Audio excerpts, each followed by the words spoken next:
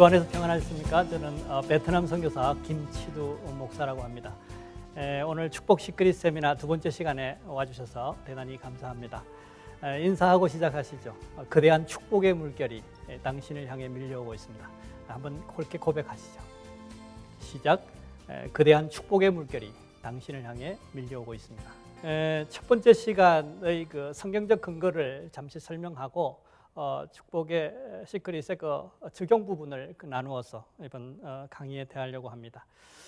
축복과 관련한 인간 이해에서 하나님께서는 인간을 복주어 주셨을 때에 창세기 1장 28절에 충만하고 정복하고 다스리라 그렇게 하시는 말씀 따라서 충만은 환경과 관계가 있고 정복은 시작과 관계가 있고 다스림은 유지와 관계가 있다 그렇게 말씀을 드렸습니다. 그리고 축복 시크릿을 발견하게 되는 중요한 구절이 누가복음 4장 18절 말씀에 주의 영이 내게 임하시니 이는 가난한 자들에게 복음을 전하게 하시려고 내게 기름을 부으심이라. 포로들에게 구원을 선포하고 눈먼 자를 보게 하고 짓밟힌 자를 해방시켜주고 킹 제임스 버전이라고 했습니다. 거기에 더 나아가서 사도행전 2장 17절 말씀에 성령이 임하시면 자녀들이 예언하고 젊은이들이 환상을 보고 늙은이들이 꿈을 꾼다. 그래서 선포하고 바라보고 보게 하고 해방시켜주고 감동의 변화가 더 나아가서는 예언을 하고 환상을 보고 꿈을 꾼다. 그런 역사가 일어났는데 그 역사가 왜 중요하냐? 왜 그 역사가 필요하기에 예수님께서 오셔서 성령으로 사람에게 복음이 적용되면 그런 역사가 일어나느냐?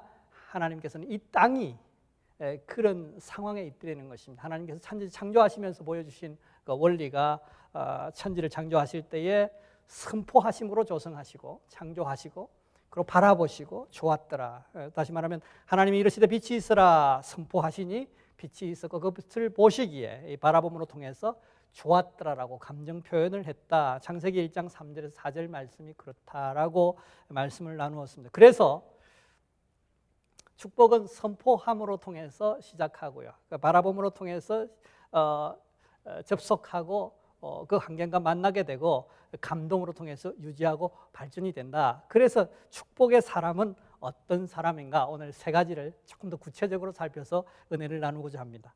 축복의 사람은 첫째로 말이 고운 사람입니다. 왜냐하여 그 축복 선포로 통해서 환경이 조성되기 때문에 그렇습니다.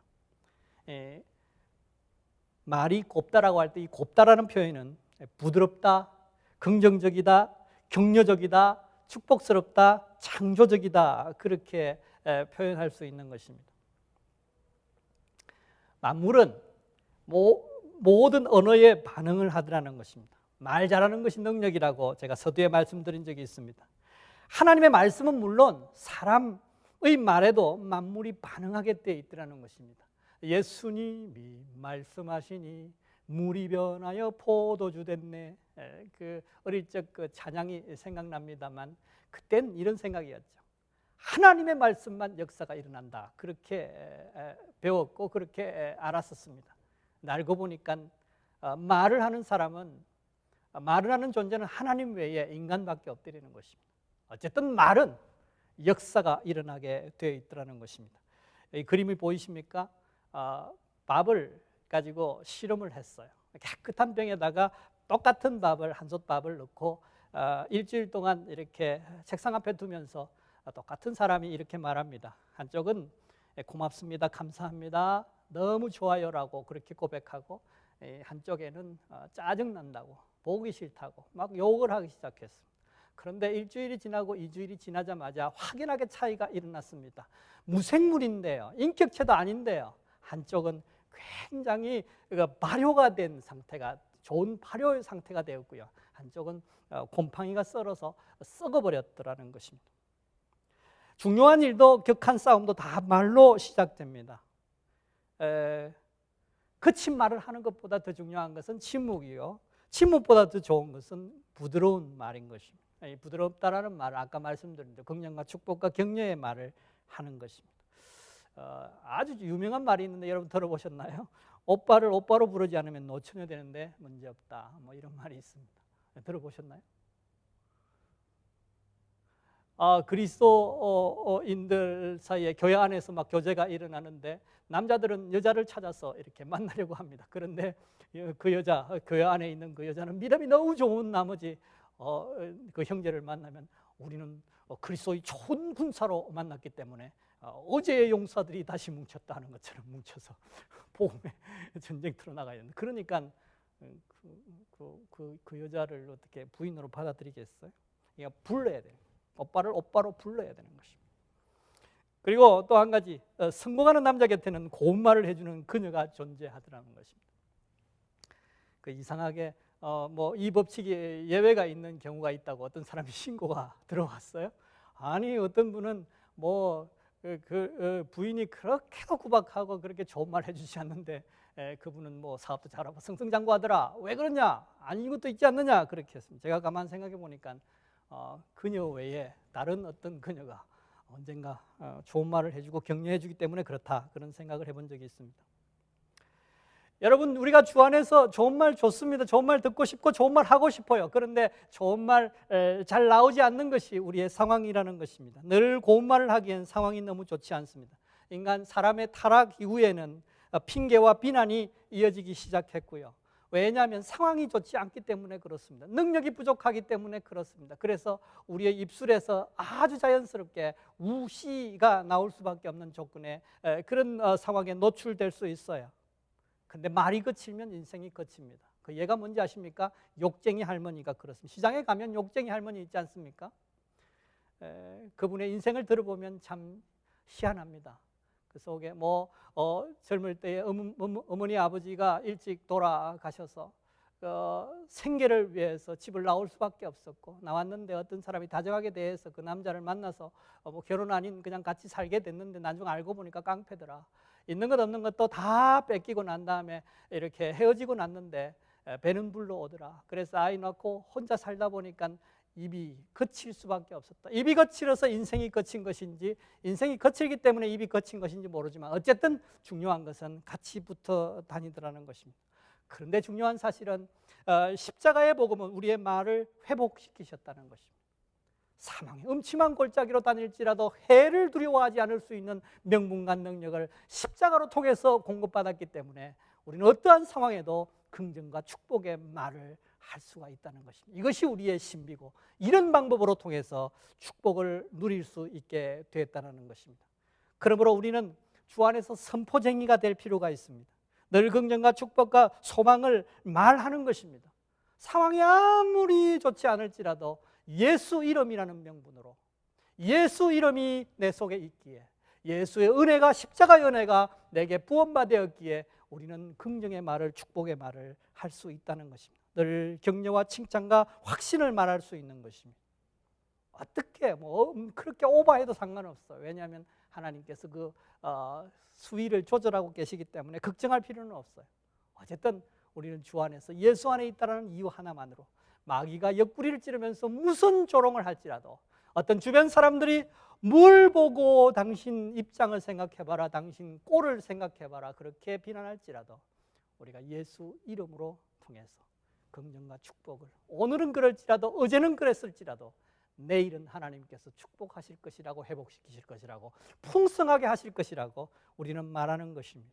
일상 언어에서 그렇게 할 수 있습니다. 그리고 설교 때에 그렇게 설교하는 설교를 들으셔야 되고요. 그런 설교가 나올 때에 아멘 하면 되는 것입니다. 독백 속에서도 그렇게 하십시오. 새벽에 기도하실 때도 그렇게 하십시오. 찬양 중에도 그런 찬양들을 부를 필요가 있습니다.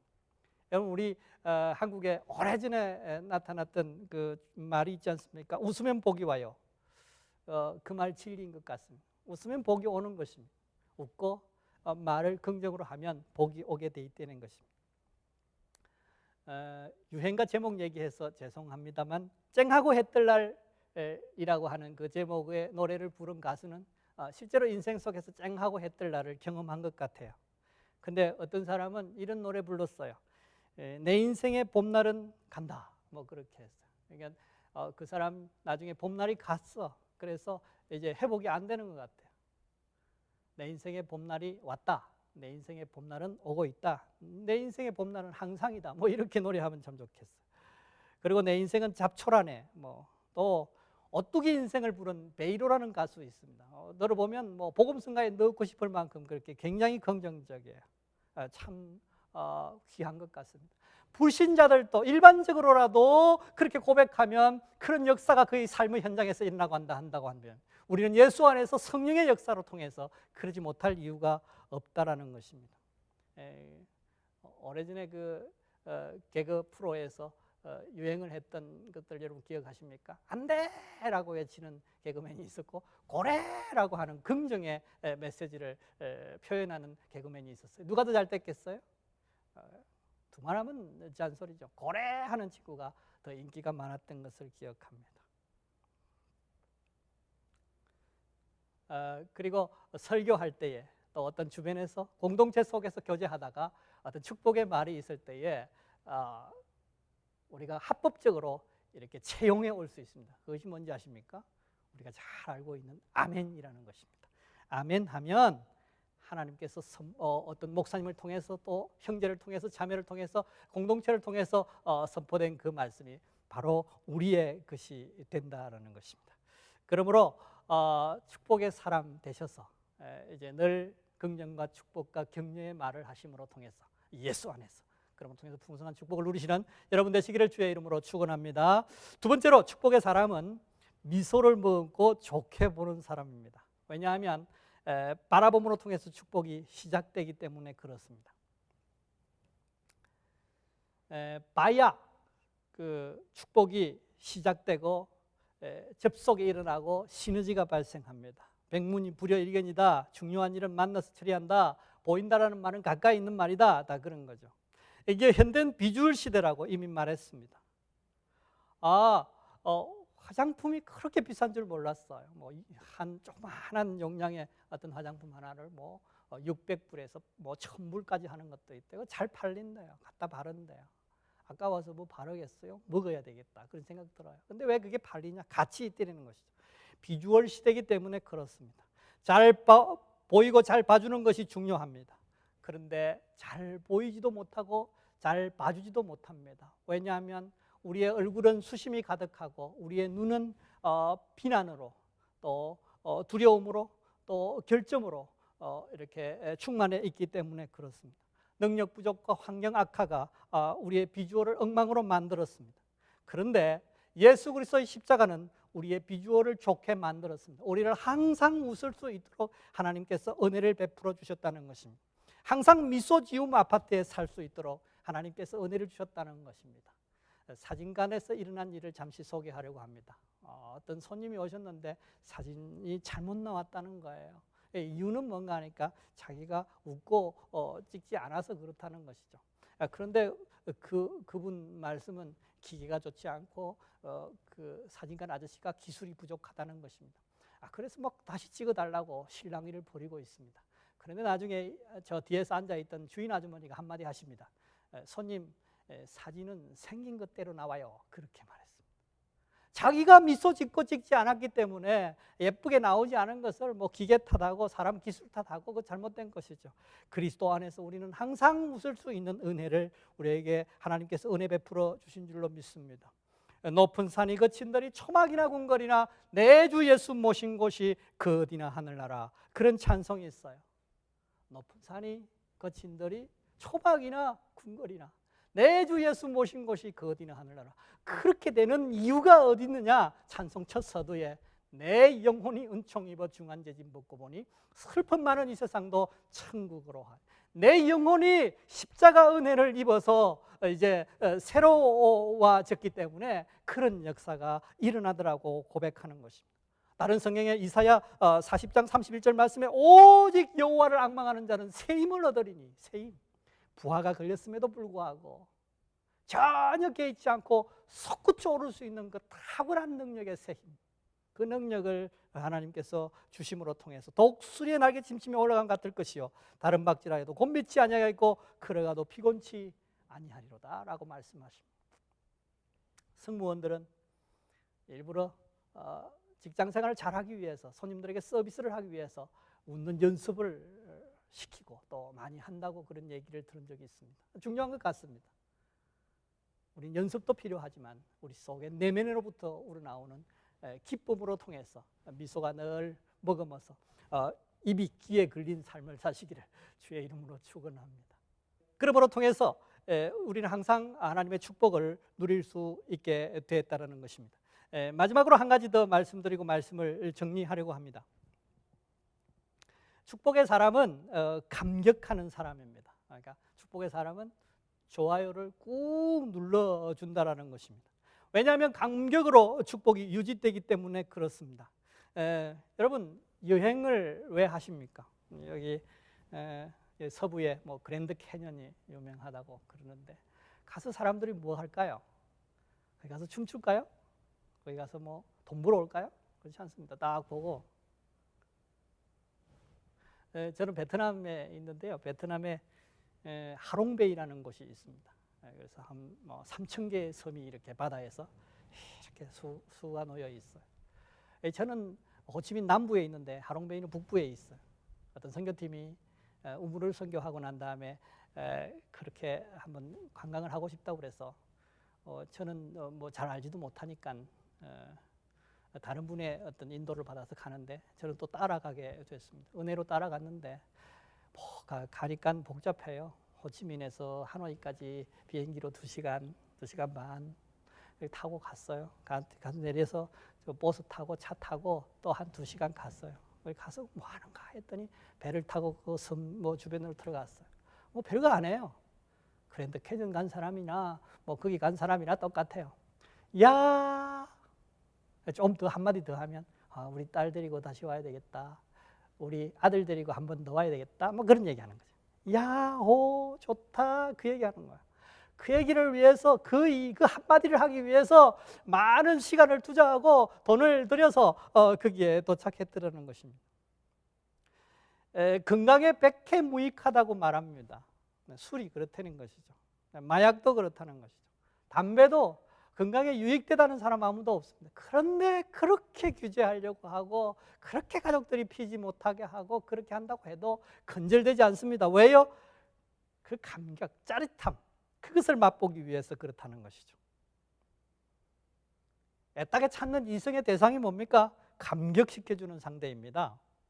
좋은 아내는 제가 이렇게 정의할 수 있어요. 좋은 아내는 어떤 아내냐? 남편의 어설픈 몸짓에도 감격하여 어스러지는 것입니다. 어스러질지는 않을지라도 어스러지는 뭐 신용이라도 내는 남편의 모습은 뭐 그렇지 않습니까? 그러니까 뭐 다들 하는 말이 이래요. 큰 아들을 하나 더 키우는 것 같다. 그렇지 않습니까? 그런데 그의 어설픈 행동 속에서도 그 현명한 아내는 감격해서 너무너무 감격해서 뒤집어질 것 같은 그런 표현들. 그래서 리액션을 하는 것입니다. 그 순반응을 보이는 것입니다. 좋아요를 눌러준다는 말이죠. 그런데 죄로 악화된 상황 중에 중요한 것이 감각의 마비였습니다. 마태복음 11장 17절 말씀에 우리가 너희를 향하여 피리를 부르도 너희가 춤추지 않고 우리가 애곡하여도 너희가 가슴을 치지 아니하였다. 그런 말씀이 있었습니다. 저는 이 말씀을 처음에 읽었을 때에 피리를 참 잘 못 불었나 보다. 얼마나 실력 없었으면 피리를 불어갖고 춤을 못 추게 하는가 뭐 그런 생각했어요. 알고 보니까 무슨 내용인가 하면 피리를 잘못 부른 것이 아니라 이 본문의 배경은 이런 것입니다. 피리 불면 춤추게 돼 있는 게 인지상정인데 피리를 불어도 춤을 안 추더라는 거예요. 왜요? 상처 입어서 그렇다는 것입니다. 환경이 악화되고 능력이 부족하니까 죄로 통해서 그런 저주의 상황에 노출된 지가 오래되니까 상처를 입어서 그러지 못하더라는 것입니다. 그런데 하나님께서 예수 십자가의 은혜를 베풀므로 통해서 우리의 그 감정을 회복시켰다는 것입니다. 하나님께서 그 지으신 모든 것을 보시기에 심히 좋았더라. 또 사도행전 3장 8절에 뛰어서서 그러며 그들과 함께 성전으로 들어가면서 걷기도 하고 뛰기도 하며 하나님을 찬미하니 그렇게 합니다. 다시 말하면 하나님의 역사가 일어나고 난 다음에 꼭 리액션이 하나님을 찬미하더라, 하나님을 경배하더라, 기뻐 뛰며 주님 앞에 감사하더라. 마태복음 2장 10절 말씀에 저희가 별을 보고 가장 크게 기뻐하더라. 하나님께서도 천지를 말씀으로 창조하시고 난 다음에 하나님께서 말씀하시기를 보시고 좋았더라, 좋았더라, 좋았더라, 심히 좋았더라라고 꼭 표현하셨다라는 것입니다. 사람들은 이벤트를 해놓고 꼭 묻습니다. 식사를 사주고 난 다음에 묻습니다. 뭐라고요? 당연히 맛있는 걸 나중에 맛있게 먹은 거 봤으면 됐지 물어요. 맛있다고, 잘 먹었다고 하는 말, 그거 기대하는 거죠. 아내가 남편에게 이게 상을 차려서 맛있는 음식을 차려서 이렇게 갖다 줬어요. 된장국을 끓여줬는데 기대하는 바는 뭐예요? 그냥 맛있게 먹는 거 보면 맛있는 줄 아는 거죠. 근데 기대하는 바는 뭔지 아십니까? 너무 맛있다는 거예요. 근데 너무 맛있다를 너무 많이 해가지고, 너무 진하게 해가지고 평생 된장국만 먹고 살다가 힘들었다, 그런 사람도 있었습니다. 그게 필요한 거예요. 남편이 꽃다발을 사다 주었을 때에 물론 그 아주머니 입장에서 볼 때는 꽃다발이 돈 아까운 걸 수도 있어요. 그런데 크기에 감격해서 숨이 넘어갈 듯한 그 표정과 그런 액션이 필요한 것입니다. 왜요? 그것으로 통해서, 감격으로 통해서 관계가 유지되고 더 풍성해질 수 있더라는 것입니다. 그래서 우리에게 중요한 건 뭐예요? 좋아요라는 것입니다. 그래서 일부에서도 잠시 소개했습니다만, 좋아요를 인수분해했더니 이 기쁨과 감사라는 것입니다. 그러니까 5장 16절 18절 말씀에 항상 기뻐하라, 쉬지 말고 기도하라, 범사에 감사하라, 이는 그리스도 예수 안에서 너희를 향하신 하나님의 뜻이니라, 그렇게 말씀했습니다. 하나님이 이거 굉장히 중요하다고, 네 뜻이라고 그러면서 강조하십니다. 그러면서 기쁨과 감사라는, 기쁨은 내면에서, 감사는 외부로. 그래서 우리는 이런 표현을 쓸 필요 있어요. 당신 때문에 너무 좋아요. 그거 필요하고요. 그 의미는 또 이렇게 더 풀어서 말할 수 있어요. 이래서 기쁘고요, 이래서 감사해요. 이런 어떤 고백들을 오늘 하실 수 있으면 좋겠어요. 우리가 남편에게 꼭 그렇게 오늘 하실 수 있는 여러분 되면 좋겠어요. 더 나아가서 우리 자녀들에게 너무 좋아요, 당신 때문에 너무 좋아요, 그걸 하든지, 아니면 이러이러해서, 오늘 이러이러해서 내가 너무 기쁘고 너무 감사하다고 그렇게 표현하는 것입니다. 그래서 축복의 사람은 세 가지로 축복의 말을 하는 것입니다. 맨정신으로는 안 돼요. 왜요? 죄악된 세상에 살고 있고 죄로 오염되어 있기 때문에 그렇습니다. 탁월한 명분과 능력을 십자가로 통해서 공급해 주셨어요. 그래서 우리는 어떤 상황에도 긍정과 축복을 조곤조곤하게 차분하게 말함으로 통해서 축복의 환경을 조성할 수 있는 것입니다. 더 나아가서는 그 축복, 그 환경과 만나서 축복을 시작하는 방법이 뭔지 아십니까? 아까 그 제목을 말했다면 우리는 구체적으로 그림을 그리고 이렇게 하나님 감사해요. 그건 선포예요.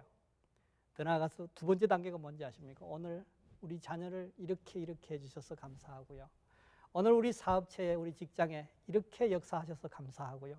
오늘 이런 사람을 만나서 감사하고요. 오늘 내가 이렇게 건강하게 해주셔서 감사하고요. 구체적으로 이렇게 그 말을 들으면 그림을 완성할 수 있을 만큼 그리는 것입니다. 환상 속에서 그리고 바라보는 것이 바로 그런 의미인 것이죠. 더 나아가서는 거기에 대해서 좋아요를 꼭 누르는 것입니다. 기쁨과 감사라는 것입니다. 내가 기쁘고, 하나님 내가 이래서 너무 기뻐요. 경제를 채워주셔서, 질병을 회복시켜 주셔서, 관계를 회복시켜 주셔서, 일거리를 주셔서, 인도해 주셔서 너무 감사해요. 그렇게 기쁨과 감사를 아주 구체적으로 표현하는 것입니다. 마지막으로 정리하고 말씀을 마치려고 합니다. 선포하고, 고운 말로 선포하고, 바라보고 미소 짓고, 그 다음에 감격하고 좋아요를 누르고, 이것이 여기에 필요한 것은 무엇인지 아십니까? 거룩이 필요하다는 겁니다. 이 역사를 행하는 데 있어서 가장 중요한 베이스는 예수 십자가의 은혜가 우리 속의 포즈 상태가 아니라 활성화 상태, 이네이블 상태를 유지시키기 위해서는 거룩이 필요하다는 것입니다. 거룩이 뭡니까? 하나님의 뜻에 순종하는 것입니다. 하나님의 인사이트에 용기를 가지고 도전하는 것입니다. 하나님의 인도하심에 대해서 부족하지만 네라고 하고 순종하기를 시작하는 것을 우리는 이 거룩이라고 말합니다. 그럴 때에 십자가의 은혜가 항상 우리 속에 충만하게 되고 그 능력과 역사로 통해서 우리는 감당하게 되는 것입니다. 이름으로 통해서 축복을 우리가 뭐 할 것입니까? 우리는 해야 될 것이 있어요. 할 필요가 있는 것이 있습니다. 꼭 해야 되고 축복을 누려야 될 이유가 있어요. 명분이 있어요. 내가 행복하기 위해서 그럴까요? 그렇습니다. 하나님께서 우리를 행복을 회복시키기 위해서 십자가의 은혜를 베푸셨어요. 그런데 그것으로 끝난다고 한다면 2% 부족해요. 뭐가 남았을까요? 아직도 예수 밖에 있어서 아직도 저주의 말을 하고 저주의 시각으로, 비난의 시각으로 바라보고, 감사와 기쁨은 온데간데 없고 이전지 오래고, 비난과 두려움과 낙심과 좌절로 상처 입은 영혼들이 세계 곳곳에서 우리의 손길을 기다리고 있는 것입니다. 우리는 그들을 향해서 나아가야 하기 때문에 우리는 축복을 누릴 수 있는 것입니다. 누려야 하는 것입니다. 하나님께서 우리에게 먼저 축복의 은혜를 누리고 축복의 통로가 되기를 원하시는 뜻이 바로 이런 이유에 있는 것입니다. 아브라함에게 본토 친척 아비 집을 떠나 내가 내게 지시할 땅으로 가면 내가 너를 많은 민족에 세워서 복을 주시고, 그 복을 주시는 것뿐만 아니라 축복의 통로, 너로 인하여 많은 민족을 살리겠다고 하시는 하나님의 역사가 우리 속에서도 공히 적용되는 줄로 믿습니다.